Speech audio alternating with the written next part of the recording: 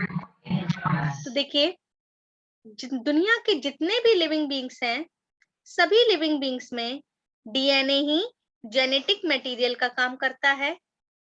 केवल कुछ आपके वायरस हैं जिनमें आरएनए जेनेटिक मटेरियल का काम करता है।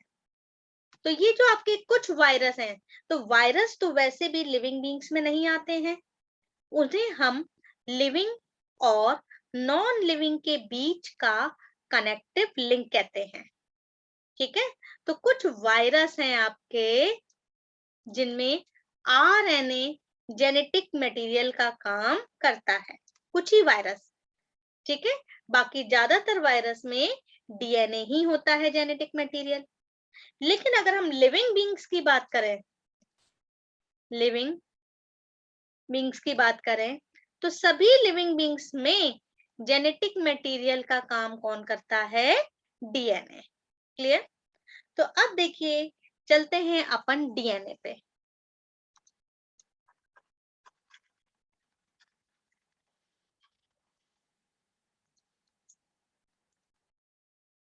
डीएनए जिसे हम क्या कहते हैं? डीऑक्सीराइबोस न्यूक्लिक डीऑक्सीराइबोस शुगर होती है, डीएनए का हो जाएगा आपके डीऑक्सीराइबोस न्यूक्लिक एसिड। ठीक है, तो वो आपके डीऑक्सीराइबोस न्यूक्लिक एसिड मतलब डीएनए, और डीएनए के स्ट्रक्चर के लिए वॉटसन और क्रिक साइंटिस्ट ने अपना एक मॉडल दिया था जिसे Watson and Crick model of DNA कहते हैं। तो देखिए, वॉटसन एंड क्रिक मॉडल क्या है? वॉटसन एंड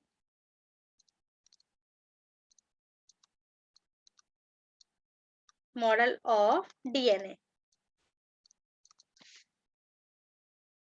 वॉटसन और क्रिक साइंटिस्ट ने डीएनए के स्ट्रक्चर को देखा था, इसके लिए इन्हें नोबेल प्राइज भी मिला था। तो अब देखिए, वॉटसन और क्रिक मॉडल के अकॉर्डिंग डीएनए का स्ट्रक्चर कैसा होता है। सबसे पहली चीज, डीएनए आपके डबल स्ट्रैंडेड होता है। डीएनए डबल स्ट्रैंडेड है, मतलब दो पॉलीन्यूक्लियोटाइड चेन से मिलके बना है। डबल स्ट्रैंडेड मतलब दो स्ट्रैंड, और स्ट्रैंड का मतलब एक पॉलीन्यूक्लियोटाइड चेन। तो डबल स्ट्रैंडेड है तो दो पॉलीन्यूक्लियोटाइड चेन होती हैं। क्लियर? और ये आपके दोनों पॉलीन्यूक्लियोटाइड चेन आपस में गुथी रहती हैं हेलिकल के फॉर्म में। इस तरीके से हेलिकल के फॉर्म में आपस में बाइंड रहती हैं। क्लियर? तो इस तरीके से डीएनए आपके डबल स्ट्रैंडेड हैं, दो पॉलीन्यूक्लियोटाइड चेन से मिलके बने हैं। अब इनमें जो इनकी बैकबोन है, देखिए आपको बता दें कि ये दोनों स्ट्रैंड आपस में जुड़े रहते हैं हाइड्रोजन बॉन्ड के द्वारा। ये दोनों स्ट्रैंड आपस में हाइड्रोजन बॉन्ड के द्वारा जुड़ते हैं। देखिए, both strand are joined together by hydrogen bond. ठीक है, तो दोनों स्ट्रैंड आपस में हाइड्रोजन बॉन्ड के द्वारा जुड़े रहते हैं, और दोनों स्ट्रैंड एक दूसरे के पैरेलल होते हैं। दोनों स्ट्रैंड एक दूसरे के पैरेलल होते हैं। Both strand are parallel to each other. Both strand are parallel to each other, तो एक दूसरे के पैरेलल है पर एंटी पैरेलल होते हैं। Each other but anti parallel. Anti parallel का मतलब, देखिए हमने आपको जब पॉलीन्यूक्लियोटाइड चेन बताई थी, तो एक चेन में एक तरफ अगर फिफ्थ एंड फ्री है तो दूसरी तरफ 3 एंड फ्री होगा। मैंने आपको बताया था pentose phosphate group, pentose sugar के फिफ्थ कार्बन से जुड़ती है, लेकिन जब दो न्यूक्लियोटाइड जुड़ते हैं तो वही फॉस्फेट ग्रुप अपने ऊपर वाले न्यूक्लियोटाइड के थर्ड कार्बन से जुड़ती है। ठीक है, अगर इधर फिफ्थ है तो इधर थर्ड। तो इस तरीके से फिफ्थ थर्ड आपस में जुड़ के डाई ईस्टर बॉन्ड बनाते हैं ना। तो अगर एक चेन है तो एक चेन में एक तरफ अगर 5 एंड है तो दूसरी तरफ 3 एंड फ्री रहता है।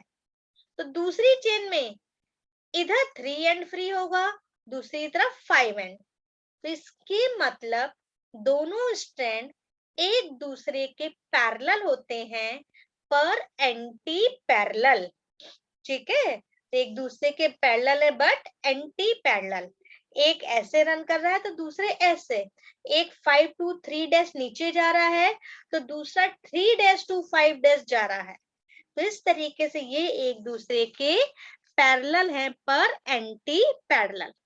ठीक है, फिर मैंने आपको बताया दोनों स्ट्रैंड आपस में हाइड्रोजन बॉन्ड के द्वारा जुड़े रहते हैं।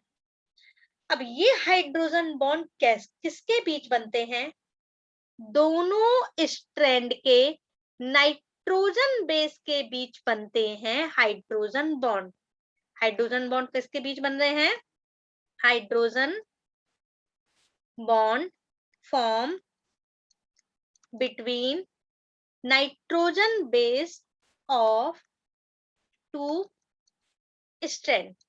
दोनों स्ट्रैंड के नाइट्रोजन बेस के बीच बनते हैं हाइड्रोजन बॉन्ड। एक का नाइट्रोजन बेस ये है और दूसरे का ये है, तो इनके बीच बनेंगे हाइड्रोजन बॉन्ड। अब देखिए, इसमें हम आपको बता दें, हमने आपको बताया था कि डीएनए में कौन कौन से नाइट्रोजन बेस होते हैं? एडेनिन, ग्वानिन, थाइमिन और साइटोसिन।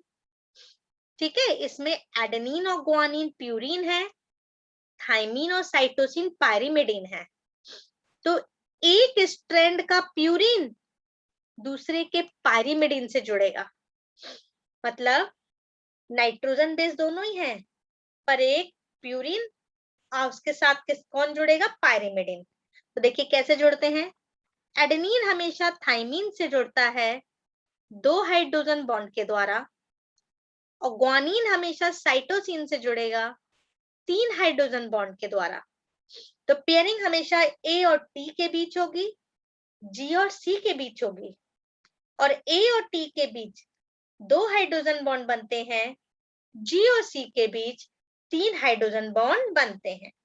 तो इस तरीके से हाइड्रोजन बॉन्ड के द्वारा ये दोनों स्ट्रैंड आपस में जुड़ते हैं। अब हम आपको इसका ओपन स्ट्रक्चर बना के दिखा रहे हैं। देखिए,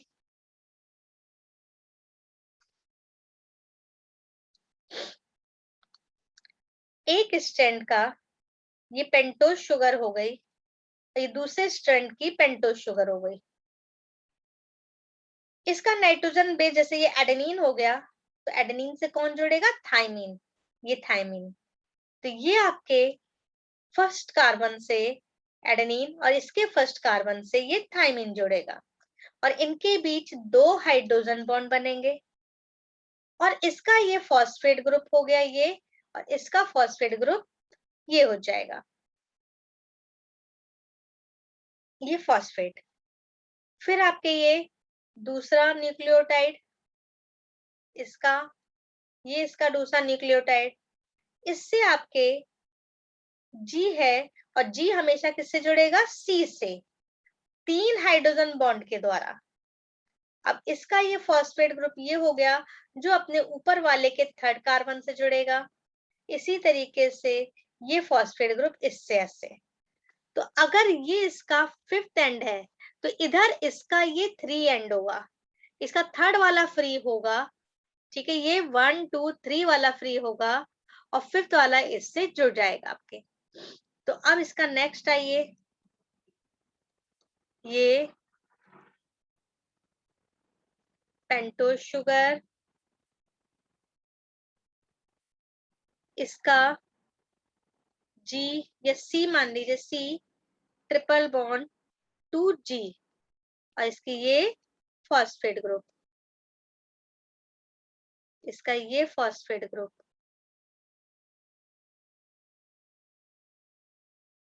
इसका T डबल बॉन्ड A, ये फॉस्फेट ग्रुप। तो इस तरीके से 2 स्ट्रैंड है, एक पॉलीन्यूक्लियोटाइड चेन का स्ट्रैंड ये होगा, दूसरी पॉलीन्यूक्लियोटाइड चेन का स्ट्रैंड ये होगा, और दोनों स्ट्रैंड आपस में ये हाइड्रोजन बॉन्ड से जुड़े हैं। ये हाइड्रोजन बॉन्ड दोनों स्ट्रैंड के नाइट्रोजन बेस के बीच बनते हैं। नाइट्रोजन बेस की पेयरिंग किससे होगी? एक प्यूरीन की और दूसरी पायरिमिडीन, जिसमें प्यूरीन अगर एडेनिन है तो उसके संग कौन सा पायरिमिडीन जुड़ेगा? थाइमिन, और उनके बीच 2 हाइड्रोजन बॉन्ड बनेंगे। इसी तरीके से ग्वानिन की पेयरिंग होगी साइटोसिन से 3 हाइड्रोजन बॉन्ड के द्वारा। तो इस तरीके से AgCt एक स्ट्रैंड में ऐसे जा रहा है, तो AgCt एक स्ट्रैंड में उल्टा जा रहा है। तो दोनों स्ट्रैंड एक दूसरे के पैरेलल होते हैं पर एंटी पैरेलल। एक स्ट्रैंड का 5th वाला फॉस्फेट कार्बन वाला एंड फ्री है इधर, तो इधर 3 एंड डैश फ्री होगा, तो इस वाले का इधर 3 डैश होगा और इधर 5 डैश एंड फ्री होगा। तो इस तरीके से ये दोनों एक दूसरे के एंटी पैरेलल हैं। इस आपके डीएनए की जो बैकबोन है वो कौन बनाता है? आपके शुगर फॉस्फेट बॉन्ड। ये आपके जो शुगर फॉस्फेट जो बॉन्ड बनता है ये डीएनए की बैकबोन बनाएगा, क्योंकि ये आपस में इस तरीके से आपके हेलिक्स के फॉर्म में अरेंज रहते हैं, और इनकी जो बैकबोन है वो कौन बनाएगा? ये पीछे की तरफ आपके प्रोजेक्टेड रहेगी शुगर फॉस्फेट बॉन्ड। तो शुगर फॉस्फेट बॉन्ड जो है वो इनकी क्या बनाएगा? आपके शुगर फॉस्फेट ये आपके प्रोजेक्ट रहेगा अंदर की तरफ, और ये इनकी बैकबोन बनाता है। तो इस तरीके से ये होता है आपके डीएनए का स्ट्रक्चर। अब अगर हम इसका डायमीटर देखें, डीएनए का जो डायमीटर है वो 20 एंगस्ट्रॉम होता है, और ये होता है एक हेलिक्स। हेलिक्स के फॉर्म में है ना, रिवॉल्विंग लेडर होती है ना, घुमावदार सीढ़ियां, वैसे ही होता है इसका स्ट्रक्चर। तो एक घुमाव को हम क्या बोलेंगे? एक हेलिक्स। तो ये एक हेलिक्स है, इसकी लेंथ होती है 34 एंगस्ट्रॉम, और एक हेलिक्स में 10 बेस पेयर है। देखिए हम इस पूरे को कह सकते हैं एक बेस पेयर। ये पूरा क्या कहलाएगा? ये नाइट्रोजन बेस हो गए ना, इनका पेयर बना, तो ये एक बेस पेयर हो गया। तो ये आपके एक बेस पेयर, ये दूसरा बेस पेयर। तो हमने आपको बताया एक हेलिक्स में 10 बेस पेयर होते हैं। एक हेलिक्स ये होगा, ये लेंथ होगी एक हेलिक्स की, और एक हेलिक्स में ऐसे 10 बेस पेयर हैं। तो 2 बेस पेयर के बीच की डिस्टेंस कितनी होगी? अगर एक हेलिक्स की लेंथ है 34 एंगस्ट्रॉम, एक हेलिक्स में 10 बेस पेयर है, तो 2 बेस पेयर के बीच की डिस्टेंस हो जाएगी 3.4 एंगस्ट्रॉम। मतलब ये 2 बेस पेयर ये हो गए ना, एक बेस पेयर ये और दूसरा बेस पेयर ये, तो 2 बेस पेयर के बीच की डिस्टेंस 3.4 एंगस्ट्रॉम। तो ये इसका मेजरमेंट होता है। कैसे? डायमीटर है 20 एंगस्ट्रॉम, एक हेलिक्स की लेंथ है 34 एंगस्ट्रॉम, एक हेलिक्स में 10 बेस पेयर हैं, तो 2 बेस पेयर के बीच की डिस्टेंस हो जाएगी 3.4 एंगस्ट्रॉम। तो ये डीएनए का मेजरमेंट होता है। ये हम आपको बी डीएनए के बारे में बता रहे हैं। डीएनए भी 5 टाइप के होते हैं, A B C D and Z.